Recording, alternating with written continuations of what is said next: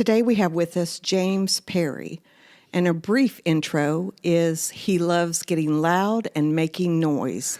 Show some love for the one and only Mr. Perry, Hey. Brother James, and Grandmaster P, Hey, James everyone. Perry. Hey, Julie, what's up? How's it going? Thank That's you. awesome. Thank you for being here.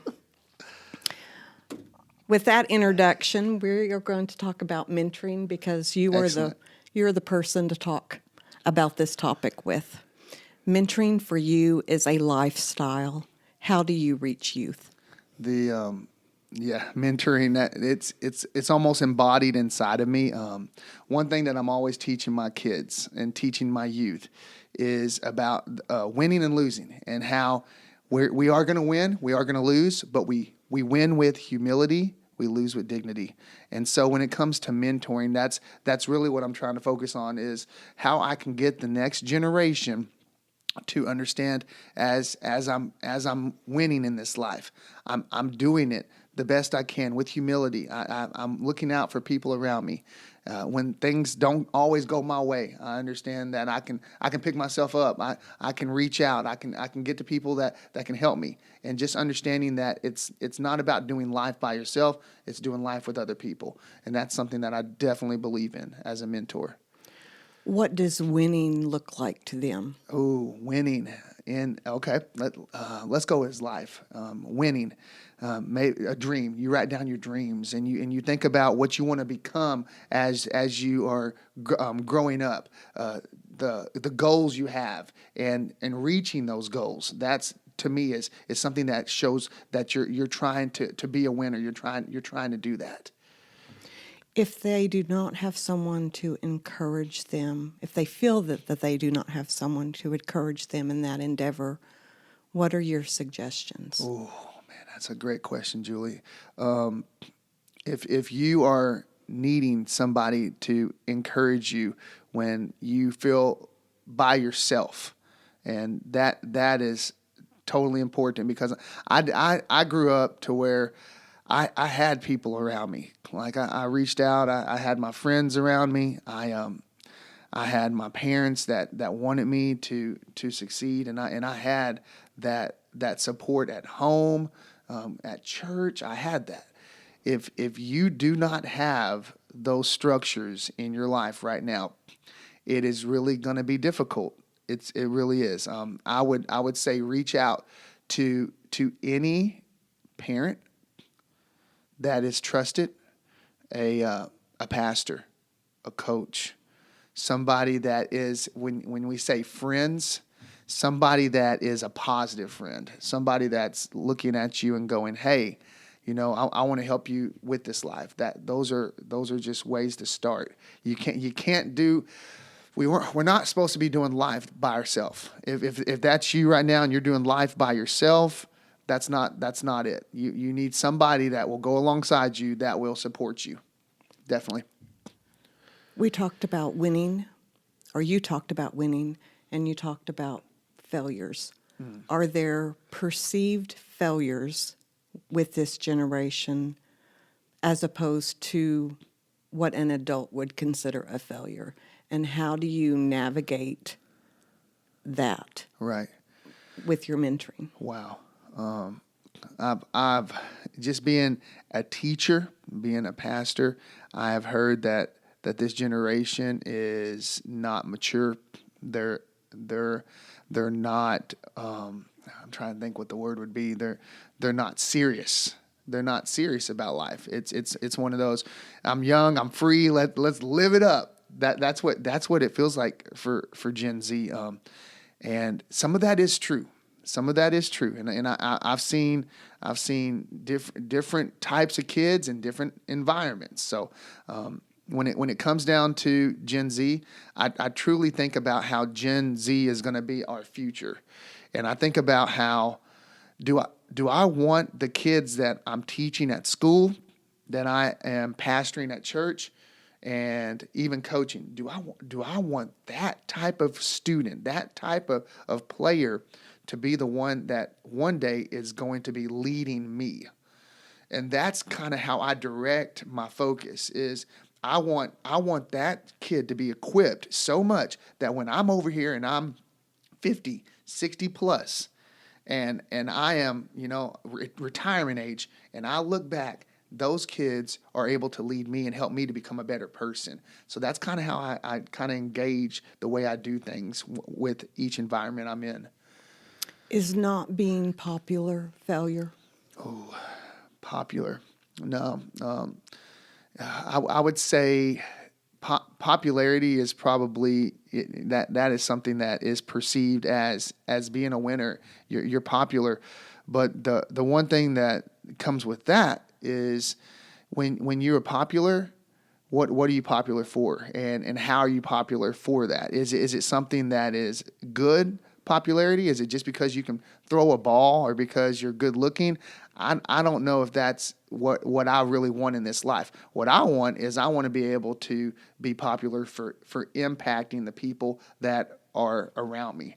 That's what I would say. I would say that popularity has failures. It does have positive to it. Yeah. Is money success? Is the status that you have in a classroom or on the ball field, is that success? Is that winning? Man, these are great questions. Money. Let's just talk about money.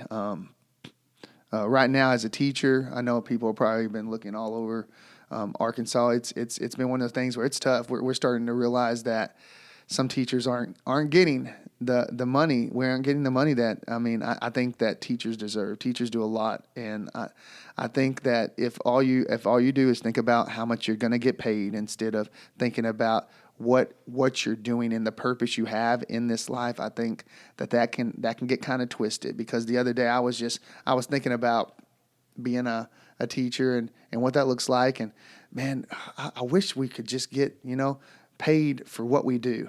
And I agree. Yes, and I just totally believe that it really is a calling to be a teacher or a mentor in this world today. And what was the other two things? Money, and there was something else. Oh, status on a ball field or status within the community. Yeah. You've got a reputation, and the reputation is super important because it can be one of those things that make and break you. Being a coach, that's really tough. A lot of people might not agree with the way that you coach, or they might be like, hey, I want my kid to win, and I was thinking about this too this morning. Winning, okay, winning. It's awesome to win games. It's awesome. It's so good. It makes you feel good to win a game. But more importantly, what are you going to do when you lose? Because you will lose. You will lose. If you've won every game, if you've been successful your whole entire life, one day you will lose. I promise you that. And what are you going to do when that day comes? And where are you going to go? And who's around you to encourage you through all that? That's super, super important. How do you teach humility? Oh, wow. It's hard. It's very difficult. Let's just start about where I heard that. That's my friend Dan, and Dan told me that about 7 years ago. We were playing a game. We were traveled to Nicaragua on a mission trip, and oh man, this is good. And I remember we had said a prayer. And one of our students in the prayer had prayed and said, "Lord, let us win this game." I remember that. And we got done, and I saw Dan kind of take him to the side, and I said, "What did you say to him?" And he said, "You know what? God doesn't care about winning or losing a game. He doesn't care. He cares about a person. So in order to win with humility, it's all about did I do my best for my team? That's what winning looks like. Did I do my very best? Because when the game is over, my dad used to ask me that. When the game is over, he'd come to me and he would say, "James, how do you think you did? Or did you do your best?" And sometimes I would answer him and I would say, yeah, Dad, I gave it all I can. And of course he would say, all right, well, let's go eat, and then other times he would come and he'd ask me, he'd say, James, did you do your best? And I would be like, man, Dad, I think I could have gave more. I don't know if I hustled enough. I don't know if I did enough. And he said, well, let's do that next time. And I'll never forget, there was this one time where we totally smoked this team. Like it was a basketball game. We beat them by like 30, 40 points. And my dad came to me just like every single game. And he said, James, did you do your best? And I looked at my dad. I was like, Dad, we just killed this team. we just beat them by 40 points. He said, that's not what I asked you. He said, did you do your best? And in that moment, I can still remember how I felt. I almost froze, and I was like, I didn't do my best.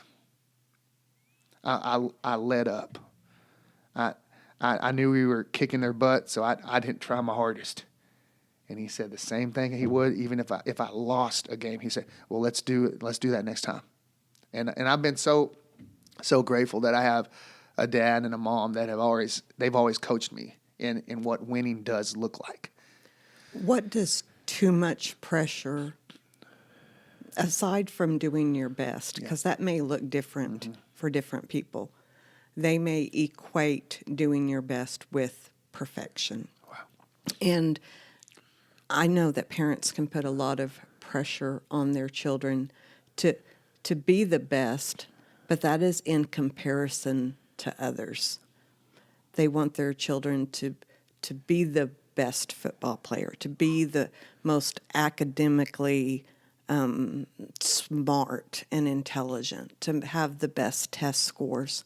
So what would you say to, one, parents and the amount of pressure and how that pressure should be applied, but then also to students and young adults to understand, to navigate the pressure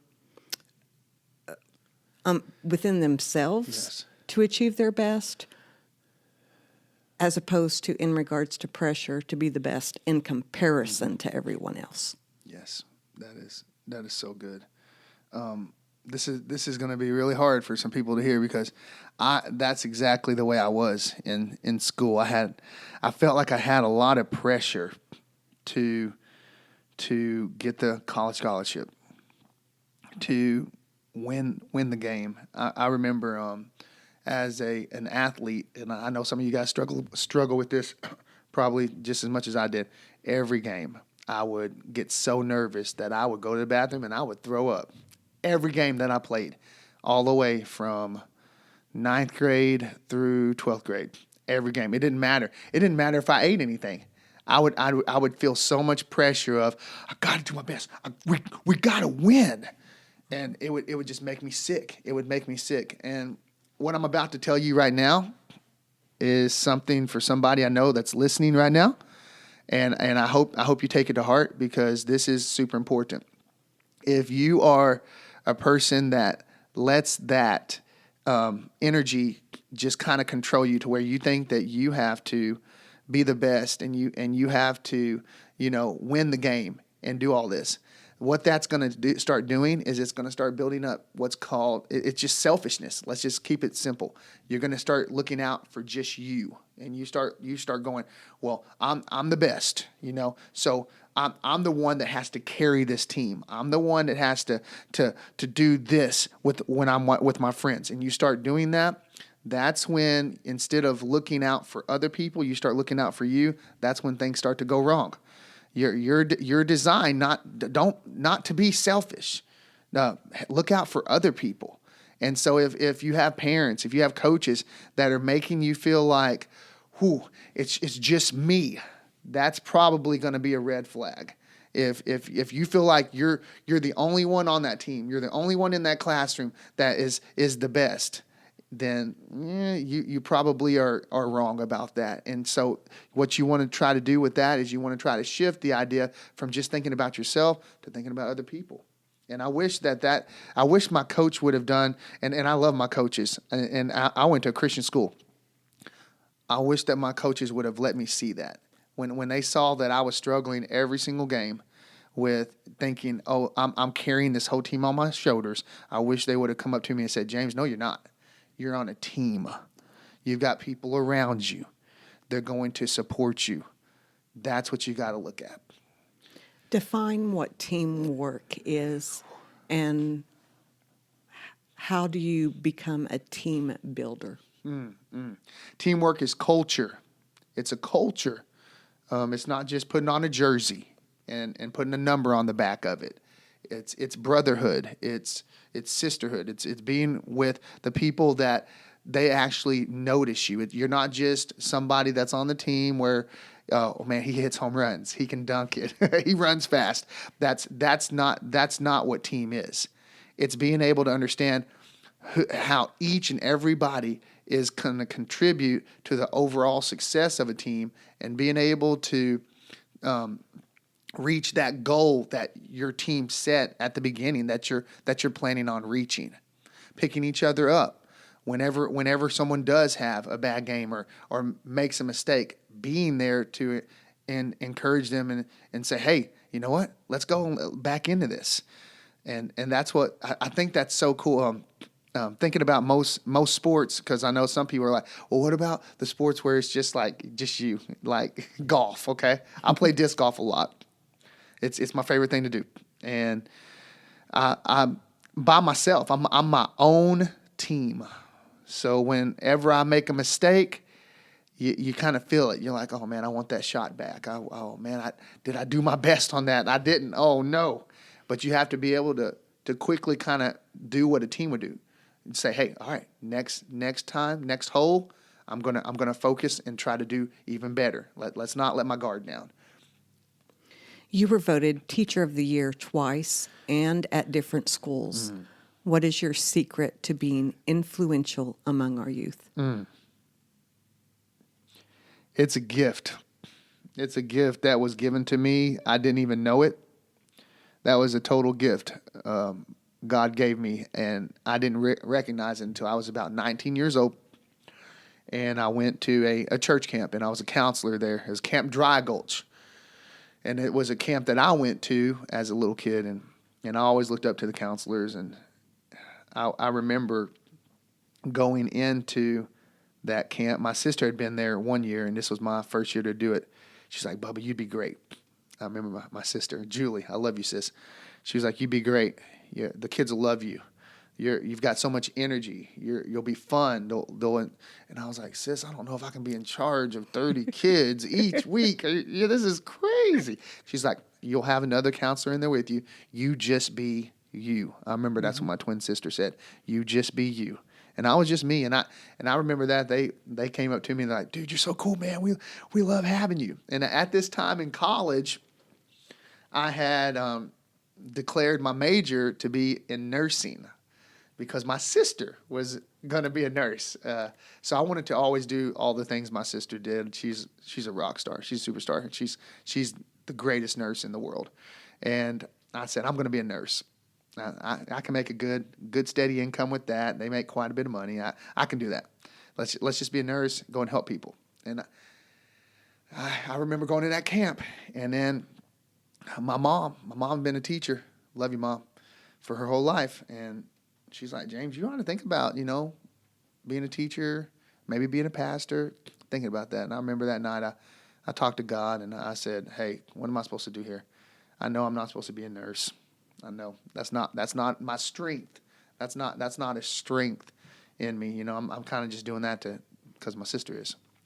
And that's when I got the calling. And he said, you're gonna be with kids the rest of your life. And I went, are you for real? I remember that conversation in my bedroom.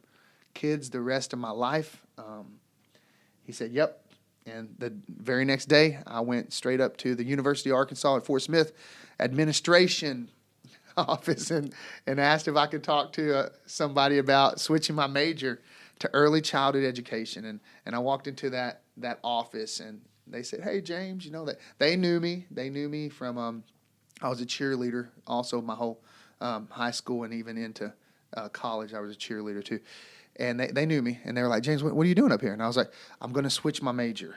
And they said, what are you going to switch it to?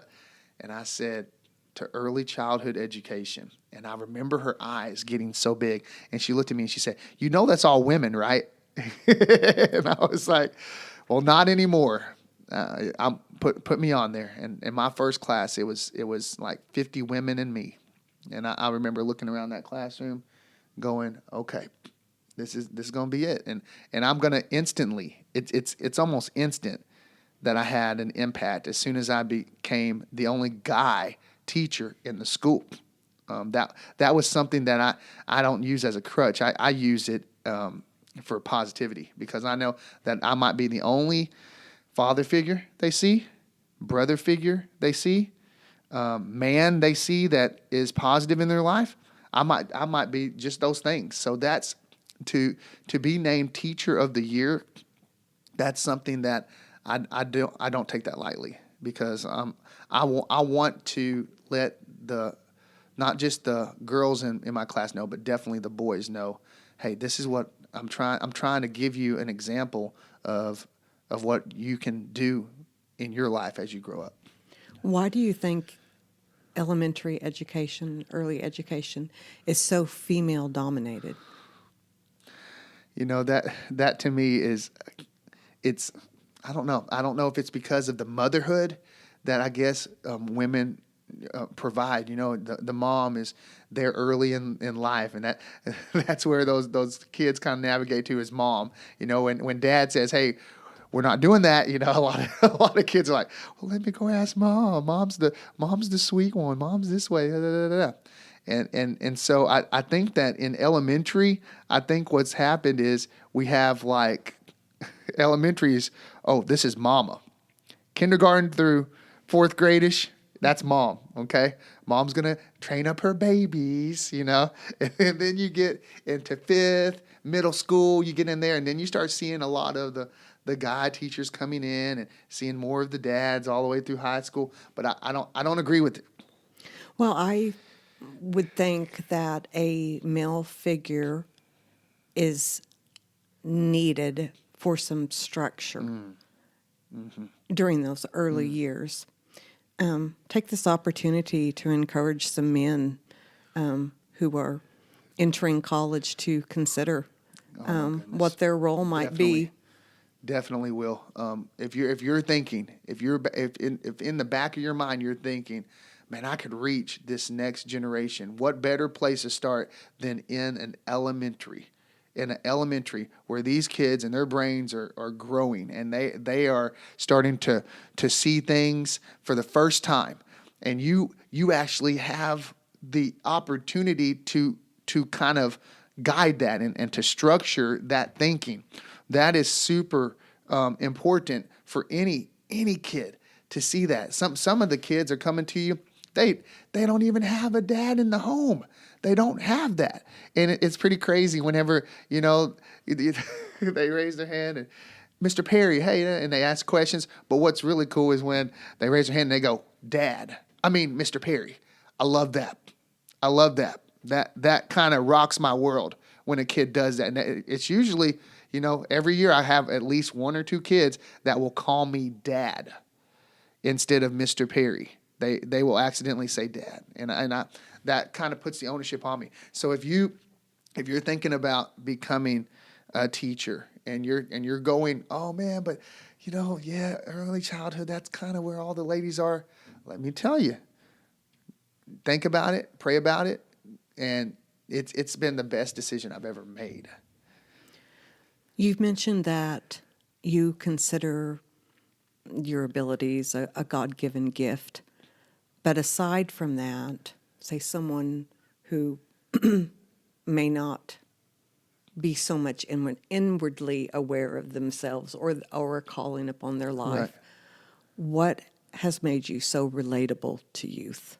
What attributes, characters that someone could develop or could be taught? Oh, that's good.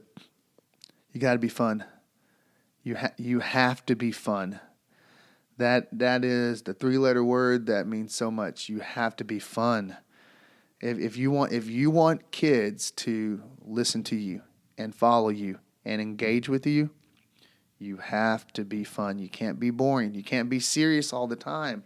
That's what you hear kids say is they're like, oh, that teacher, she's so serious. She just looks like this all day. She's kind of mean. If I ever heard a kid say that about me, I would be definitely taking some redirection and going, hey, what am I doing? Why are kids saying that? You got to be fun.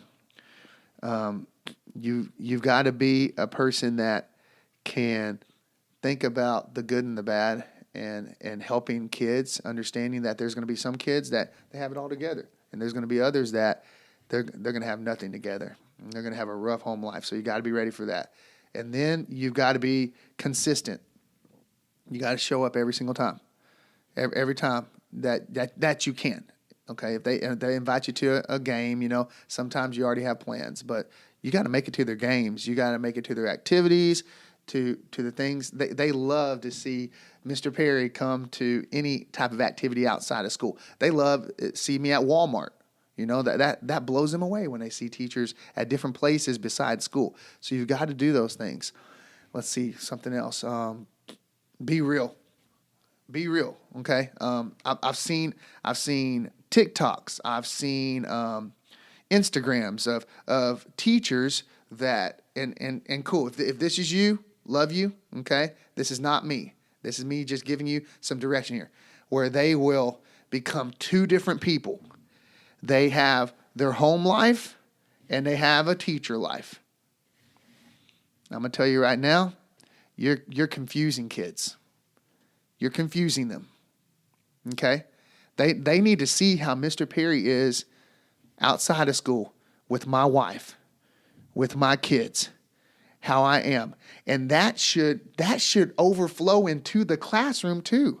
The way that I am with my family, I shouldn't just twist that and be different with my kids at school or at church. They should see the whole entire person and how I relate to them. And a lot of times I see teachers that they separate home life and teacher life. And if that's you today, I would challenge you to think about that thinking.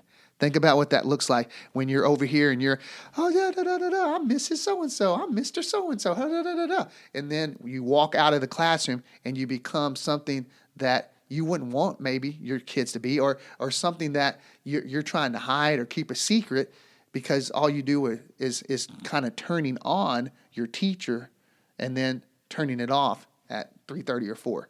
Let's work on that. Yep. One of my questions was going to be, how are you different when you're teaching than when you are at home as a father? And you just said that there is no difference. That's right. I think if you add the fun element, it signals to students and young adults that there's a huge element of care, a huge effort has been made to appreciate them, to love them, to be involved in their lives. Yes. And in education and in life, I think part of what is missing is, in hearing Gen Z, is that they often feel no one cares.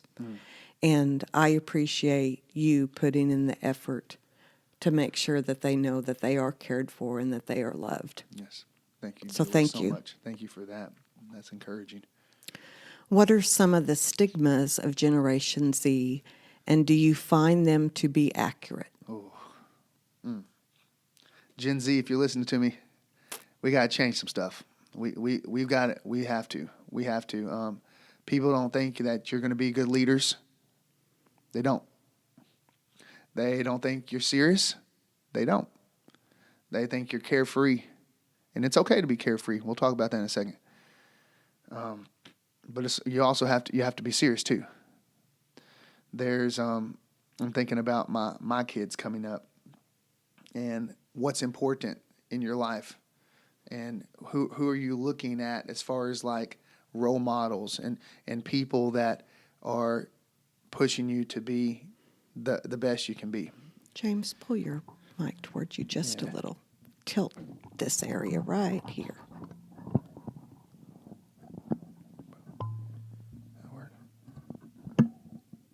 That work? Is that good? Right there? Check. Yeah. Is that good? Awesome. Okay. And Gen Z, I love you. And of course you have my daughter and my son. And I want you to understand that you are and you can be leaders. You're going to have to get people back to the trusting of you. And that's what's going to be really hard, because you have, and I'm talking, when I say you, I'm talking about Gen Z. I'm talking about you. You have let them see that technology is the most important thing in your life. That they know that. Everybody in the world knows, oh man, my granddaughter on their iPad a lot. my son, he's always on his phone. And that's going to be very difficult to fix. But you can fix it. You can fix it, okay? And it's gonna take lots of practice to do that. And you're gonna have to figure out, when to use the technology, how to use it the best way, because we are gonna be, when you guys are older, technology it already is. It's gonna be like up here as far as importance in our world. And we've got to use it the right way. We can't use it to separate families, which is what is happening a lot with this generation. Is kids now, that's what parents are doing. They're giving kids their phones, their iPads. Oh, just get on this. Here's the iPad babysitter, and they give them that. And then you've got, teenagers right now. They get on their phone. It's amazing. I heard a statistic about how people would rather lose their wedding rings than their phones. They'd rather lose this. And that kind of messed with me. I was like, ooh, is that me too? Oh man. I really like my phone. But when it comes a priority and it starts taking over your life, something's wrong. We got to fix it. That's what we got to do, Gen Z. We've got a job to do. We've got to get more serious about being a leader and more serious about what's number one in our life. How, knowing this, how do you navigate that? It's going to be, first of all, the parents and the adults. We've got to do a better job. That's what it's going to be, in order to show this next generation how to do things the right way. We've got to start with us. And that, I know it's hard to hear, but it's us. We're the ones that are that are guiding those kids that are behind us. Our children, the players, coaches, they're looking at you. They're doing what you tell them to do. Teachers, they're going to do what you say. Moms and dads, stay together. Stay together and show this next generation that you can fight for your marriage. I know it's hard, but show them you can do that. And let's bring these students up, understanding that there's more than just a screen in front of them that can raise them up. Because if you let a screen raise up a kid, that's where the world's going to start falling apart. Because there's a lot of stuff on that device over there that can mess up a kid. And you could be the one that saves them and helps them be better. Sometimes I think my generation, maybe a little bit younger than me, we've created the monsters. A 3-year-old isn't going to get their hands on a phone unless we give it to them. That's right. They're not going to have an That's iPad or access to these things unless we give it to them. And so, yes, it's nice, to, if you're a parent, to have a break. But at the same time, we are teaching them that our time by ourselves is more important than investing in them. In my generation, people thought, oh, you sit your kids in front of a TV and that's the babysitter. Well, now it's not the TV that's the babysitter. Right. It's the electronics and the handheld devices. And I appreciate what you said. And I just also encourage anyone listening, invest your time. Yes. Invest your time, listen, and be an active participant in our youth's life. Yes, please. Please. And teach them to be leaders, not followers. So good. If you were talking to young students right now, what would you say to them academically? Oh, wow. You can do it. Don't let anybody tell you that you can't do something. Make sure you surround yourself with people that will encourage you to do it. Because if all you ever do is listen to the negative in this world, you won't be able to do it. You have to have positive in your life. It makes me think about being a kid and not being able to read correctly and we're looking at it now. It was dyslexia. I had characteristics of dyslexia if I was in the public school today. And I did not have those people around me. But guess who I did have? I had my twin sister, Julie, the best reader in the class. That's God-given right there. She's the one that taught me to read. She did. I love you, teachers. I love you. But my twin sister at 9 years old was teaching me how to read. So you've got to have people in your life that will help you and will guide you. And even when things get hard, to understand that you can do it. Is it going to take work? Yes. Anything that is, worth doing, you have to work at it. If you want to become great at something, you have to work at it. It makes me think about DJing. I didn't even know I was going to be a DJ my whole life. I didn't know that. And then, hey, I started one event. I DJ'd a wedding, and people were like, "Who are you?" And and it kind of went on from there. And now I'm just kind of kept on developing my craft.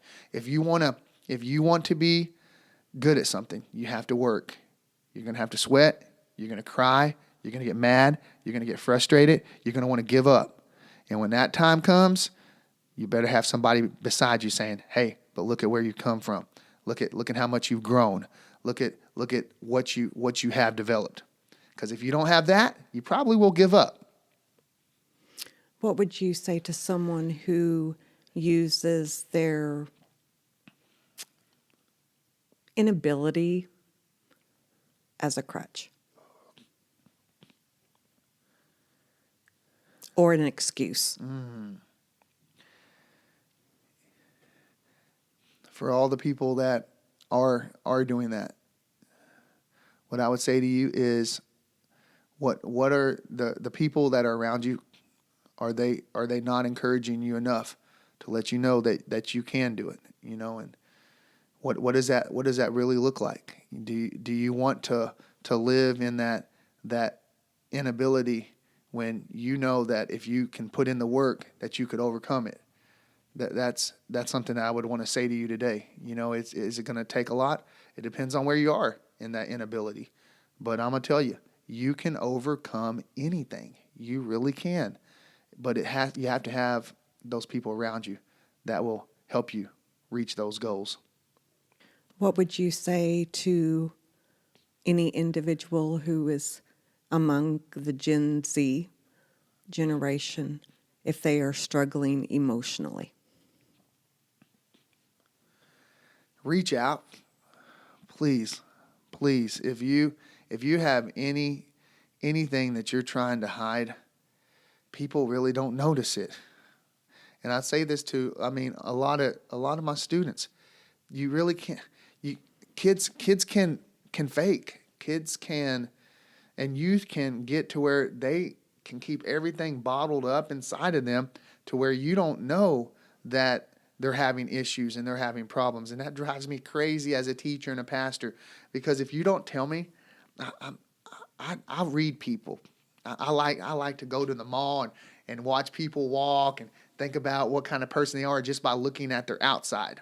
I like doing that. I think that's fun. And that's what you're doing is when you just have, the smile on the outside and everything looks good, but on the inside you're struggling, nobody's going to be able to tell that you're going through those emotions and that you're going through that depression and that any of those things. That it doesn't just happen like that. Reach out. Let somebody know you're not having the best day. When someone says, "What's up?" you don't always have to say, "What's up?" back. Tell them, "Man, I'm struggling." And those people that understand this, they'll stop and they will listen to you, and they'll say, "What? You know, let's be there for each other." Does Generation Z know how to handle correction? And do they understand constructive criticism that leads to growth? Okay. Wow. Are you ready? Okay. Are you ready? Gen Z and all the mentors out there. Here is the most simple fact I've learned over my life as a mentor. If you're going to tell somebody not to do something, then you better not be doing it. If you're going to tell a kid how to live their life, you better be doing it, adult. You better be doing it, teacher. You better be doing it, pastor, coach, whoever you are, mom, dad. Because Gen Z, they ain't falling for it. They're not falling for your fakeness. If you're gonna tell a kid how to be respectful, you have to be respectful yourself. If you're gonna tell a kid, hey, love everyone around you, love them, help them to see the beauty in this world, then do you love everybody around you? Do you see the beauty in this world? Do you see how to help people through all these things that are going on? Because that's where it's going to be for Gen Z. They want that realness of the person. They want to have the understanding that this person that's telling me not to do this, or they're telling me to do this, they're doing those things or not doing those things. Well, and a parent who says you're on your phone too much, maybe they're seeing it from the parent. Amen. Or if they Yep. are having troubles with either being bullied or bullying, what are they seeing from parents' comments online? Wow. I mean, to me, this generation is begging for authenticity Right. and no fakeness. Absolutely Amen. no fakeness. Definitely not. How do you get young students and adults to believe in themselves and in their abilities? Ooh, that's good. Well, it starts with you believing in you. That's kind of back where I just said, they're gonna feed off of you. Your excitement, your engagement, what you do to believe in them. That's what they're going to do. Even adults. I know it's kind of hard to share about how whenever I decided to become a teacher, there were some adults that made fun of me. I don't know who you are, but you're hearing this today. You made fun of me because you were like, "Oh my goodness, you're going to be with all these women, or you're not going to be a great teacher." I got so much criticism, but I had friends around me. I had people around me that said the total opposite. They said, "You're going to be the greatest teacher that ever lived." Yeah, people are going to be saying, "Oh my goodness, I want Mr. Perry to be my teacher. I want this to happen because of the way things are inside of me and the way that I do what I'm doing for kids." So please make sure that you are encouraging to each other. Make sure that you believe in each other. Make sure that you are putting each other above yourself. How do you break generational barriers between yourself at age 39? Yes, ma'am. You're 39. How do you break generational barriers between yourself at age 39 and those ages 20 or below in high school, middle school, and grade school? Oh, that's so good. The simplest answer to that is I'm 39, but I still know what's cool in this culture. I still do that. People are like, "Grow up, James, grow up. But okay, cool. I am grown. I'm 39 years old. All right. And what's really cool about it is that word cool. I've learned over the years, you can't teach people to be cool. I know some of you are out there and you're like, when am I ever going to be cool? You're either cool or you're not. And that's and kids know that. They know it, y'all. You can dress up like a rapper. You can wear Air Jordans. You can wear skinny jeans and sunglasses, but you aren't going to fool kids. So when it comes to that generation gap, I guess I've always just kept it with me.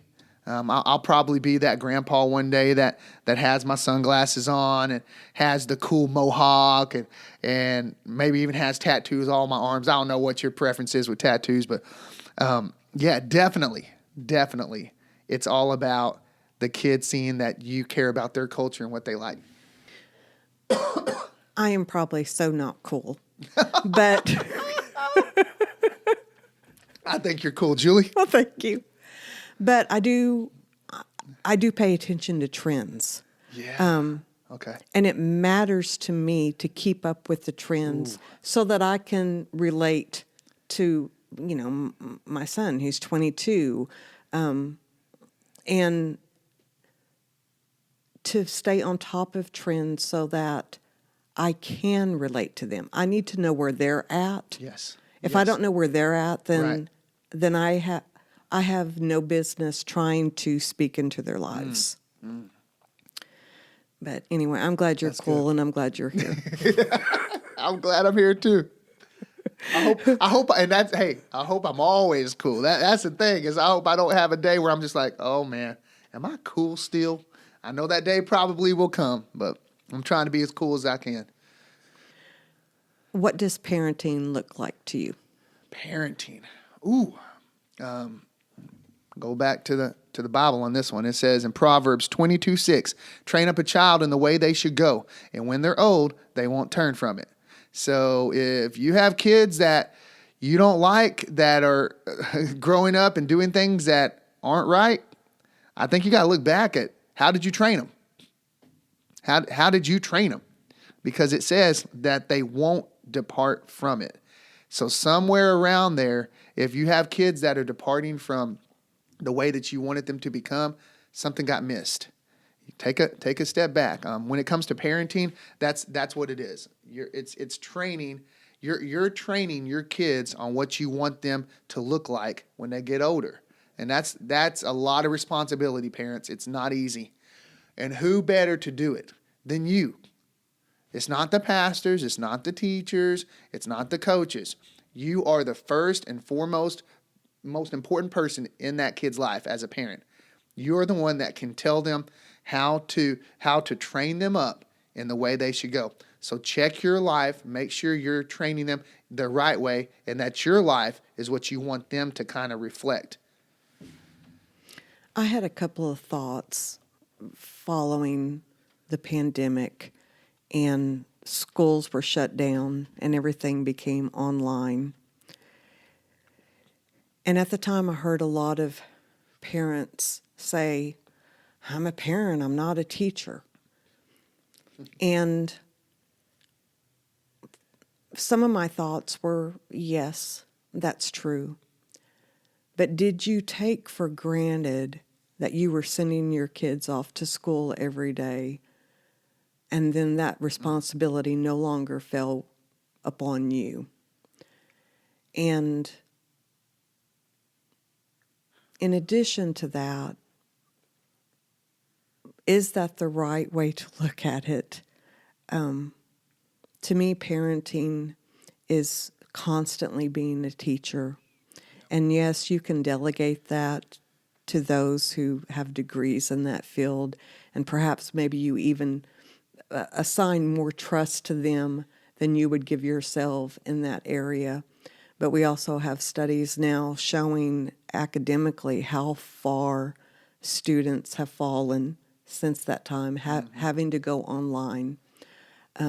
Part of those studies have shown that a lot of it is because children of that age did not have the executive skills to navigate the complex systems, how to stay on top of what was expected of them. We could talk about that so much, but as far as you're both a parent and a teacher, what would you say to speaking to parents about, hey, you kind of got to do both? I would say this right here. If you're, it's so true what Julie just said. You do have to do both. And the most important thing when it comes to, oh man, when it comes to schooling, when it comes to what school is supposed to look like, behavior. Behavior outweighs academics. If you're hearing me today, I know you might make it at 36, perfect score on the ACT. That's awesome. Great job. What does your behavior look like? Because nobody wants to work with a smart jerk. Nobody. Not one person in this world wants to do that. So it all starts with the behavior. Don't wait for your teacher to teach your kids behavior. You teach them that as a parent. Teach them that. I mean, yes. Will they need to know multiplication? Sure. Definitely need to know how to read. Definitely. And that will come. Your teachers will do that. But what you're not guaranteed is to have every teacher that is kind of my mindset, that behavior is more important than academics. There's not a lot of teachers out there that they want that kid to have straight A's. They want that kid to fly through and make great grades on their papers and all that. But I'll tell you right now, I'm not that teacher. I want the kid that has great behavior, that's respectful and polite. And if their best grade is a C, amen. If they're the nicest person you've ever worked with, you'll work with somebody that's made a C over somebody that is a horrible person that made an A. I promise you that. And that's what I try to teach them to do. And parents, you can do that. Teach them to be polite. Teach them to be mannerly. But they're going to watch you. So you have to do those things. Stop yelling at the ball field. You look crazy. Stop it. Stop doing that. Stop watching things on TV with your kids there that are inappropriate. Stop encouraging them to do those things that are wrong. That they are going to do what you do. That's what they're going to do. So if you want them to be a world changer, it starts with behavior and it starts with you. And work ethic. Exactly. That's right. So mentoring means different things to different generations. I have a little chart here. With baby boomers, mentoring was a way to get ahead. Okay. Gen X, mentoring equaled collaboration. With millennials, mentoring was equal to learning connections. It's now said that Gen Z, mentoring is the way that work gets done. So whether you agree or disagree, but let's talk about individualism versus teamwork and collaboration and cooperation and working together. And perhaps, Good. is this why Gen Z is so misunderstood? Is because their way to get things done or accomplished look different to them in this generation than it does to older generations. Okay. Man, that's good. When it comes to mentoring, I believe that it is all about, getting things done. It is about collaborating. It's all those things that we just heard on that chart. It's all those things come together. And Gen Z, yes, I want you to get things done, but we want to get things done the right way. And that's why those mentors are so important, is because they are there to help you do things the right way. And you want to make sure that you're listening to those mentors that are in your life. And I think that we can, as people, get better at showing the next generation what to look like and how to look and how to teach them to be the best that they can be. I'll use an example. My son, say I have asked him to clean the garage. He'll call a friend to help him get it accomplished. Okay. I would just get out there and probably do it by myself. Yes. But or he would say, well, come help me. Yeah. So it's not that he doesn't want to do it. He just doesn't want to do it alone. He feels if it's important enough, That's cool. we'll get people That's really cool. together I to like that. accomplish it. And that's just something I've just become aware of. So I have had to probably change how I give directives. And I've also had to change my expectations, not based on how I would have done it or my generation would have done something, but on it's different how they want to accomplish things and how they consider getting it done. I agree. That's really neat. That's really cool. Well, I don't know if it's cool or not. Yeah. Because I mean, when I think about it, and I'm like you, I like to do things by myself. I do. I'll be honest with you. When you say you want to get something done, I'm like, I can do this, and I can probably do it better than that person that's over there doing it. So to think that, if I could get my mind shift to be, okay, yes, but having somebody come alongside me to help me to reach that goal, maybe we can make it even better. Mm-hmm. It's just a different mindset. Yeah, it really is. It really is. Okay, does Generation Z, in your vast experience, do they feel alone? And how do you interact with them to allow them to feel less lonely? I think they do. I think they do feel alone. I think their best friends are their devices. I do. I feel like that a lot. And that's kind of just failure on a lot of people's parts, including myself, because I don't ever want my son to want that device more than he wants me and my mom or my wife. And same thing for my daughter. I think we have to take a step back and really get serious about that, because Gen Z, yes, they can feel alone, but they got the whole world. I remember that song in Sunday school. Mm-hmm. They got the whole world in their hands. Mm-hmm. It's not just God's got the whole world in their hand. You got the whole world right here.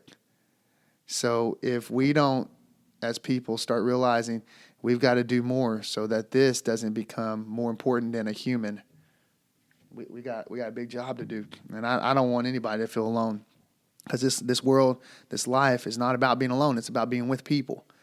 And that's what we have to definitely think about and look at. How would you encourage others to become a mentor? Okay. All right. I know there's different mentor programs.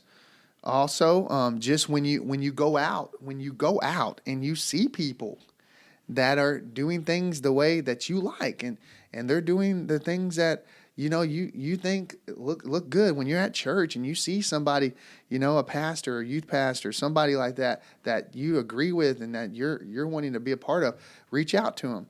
Same thing with coaches. Step up, be an assistant coach.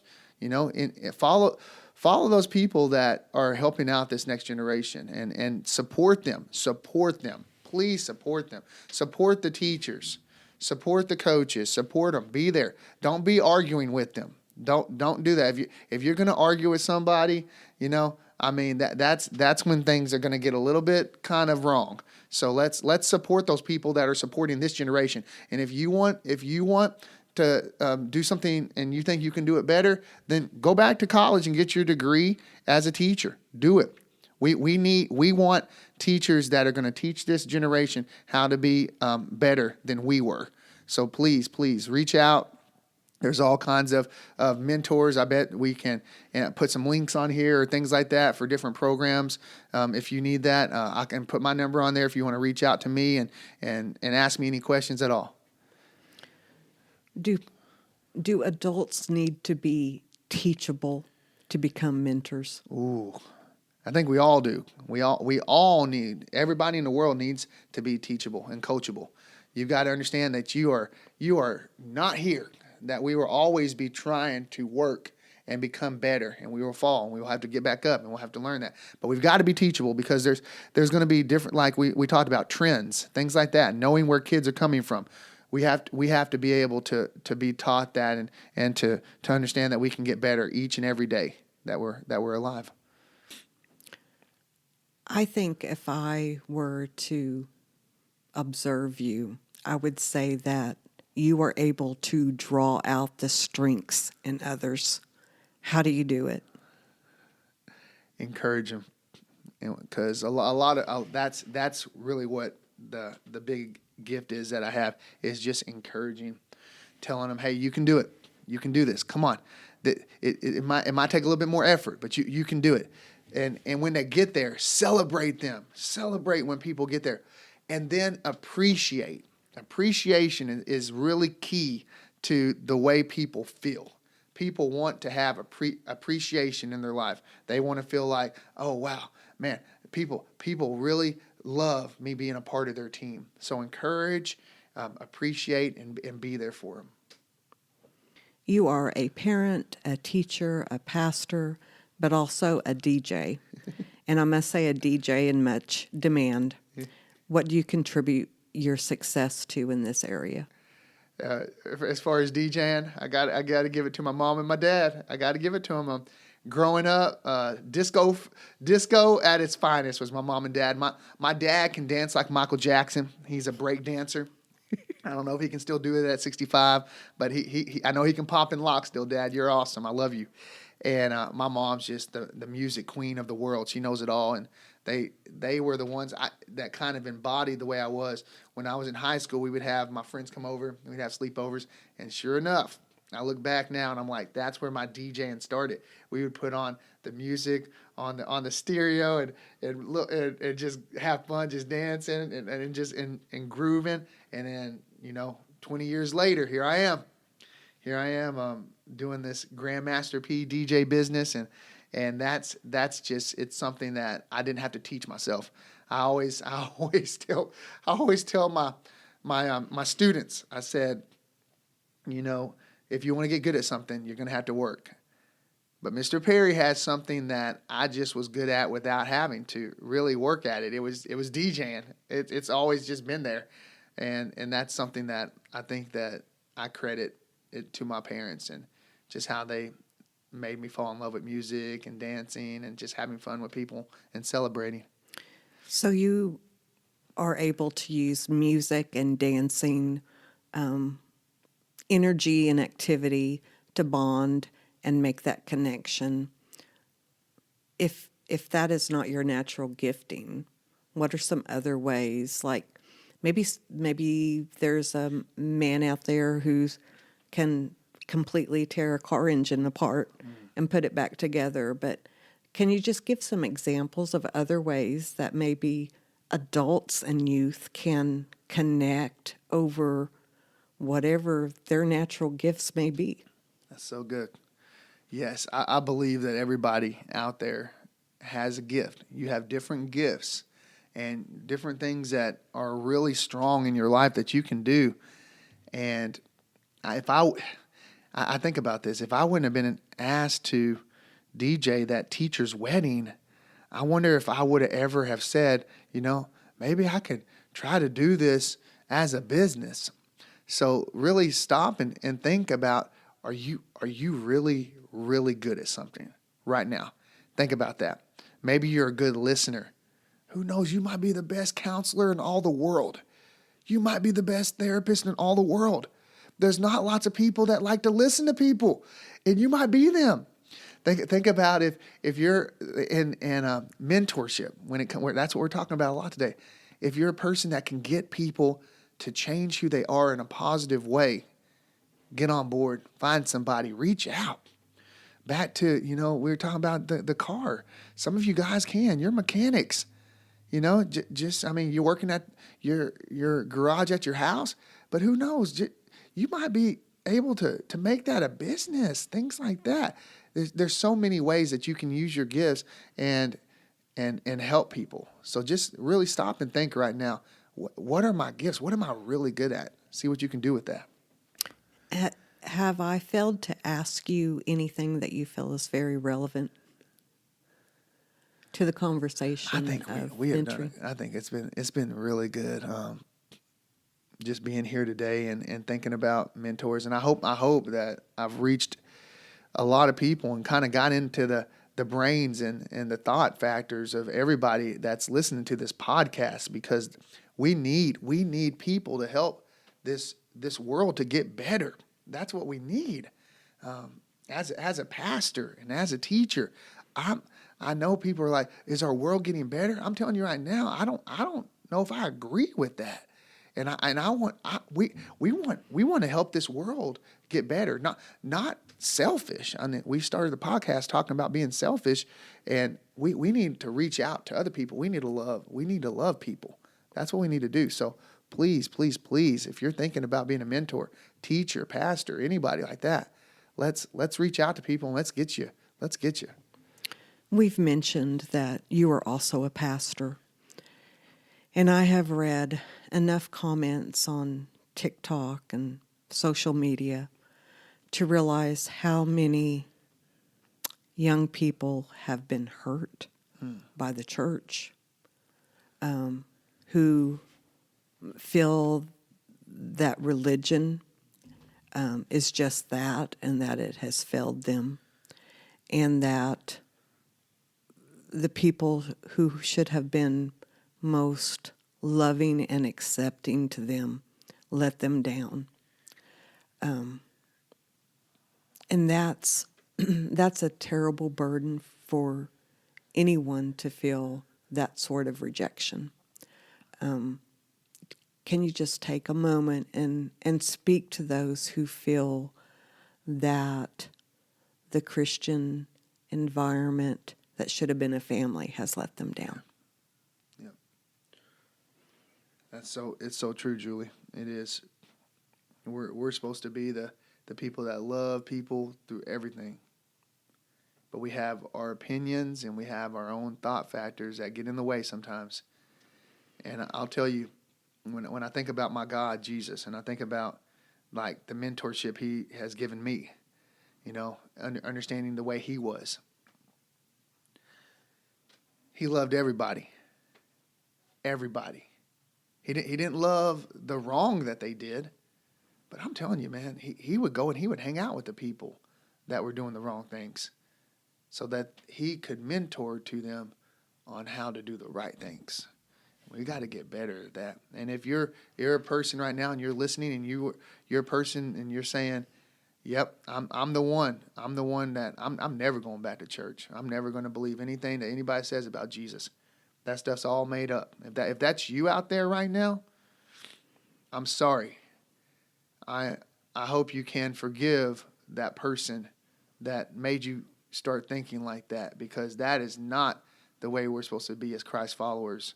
And I hope that all my Christ followers that are hearing me right now, that we will get to where we understand that we have to love everyone and that we have to every day, because we are going to mess up, okay?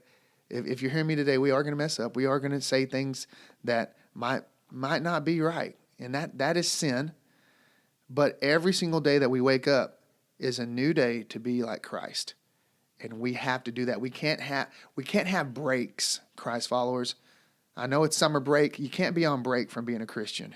It doesn't work. And that's where a lot of people get wounded, is we're not prepared to what's going on in the world right now to help them, because we're on this break and we're letting our brain have a break, and we've got to understand we're trying to be like Jesus all the time. So once again, I hope you can forgive that person that has kind of messed up your way of thinking. And Christ followers, let's step up, let's be like Jesus, and let's go out and love the world. Closing thoughts. I think today has been eye-opening for me about how real it is that I've been placed in these different positions that this is more of like, I've kind of reflected through this podcast about how important it is to have people, how to have people in different spots in our community and in our world, and how many that we're probably missing because of this. And please hear me today. We have an opportunity to reach this generation, and this generation right now, they don't always believe they can do it. But you might be the person that can show them that they can do it. You might be the person that can encourage them. And they might not have ever heard anybody say, "I love you" to them. Be a person that will do that. Step up. Say it to people. Tell them you love them. And I'll tell you, their eyes are going to get real big, and you're going to have the opportunity to help somebody become a better human, and maybe even just maybe another mentor along the way because you mentored them. James, Perry, thank you. Thank you, Julie. I had a great time. Thank you.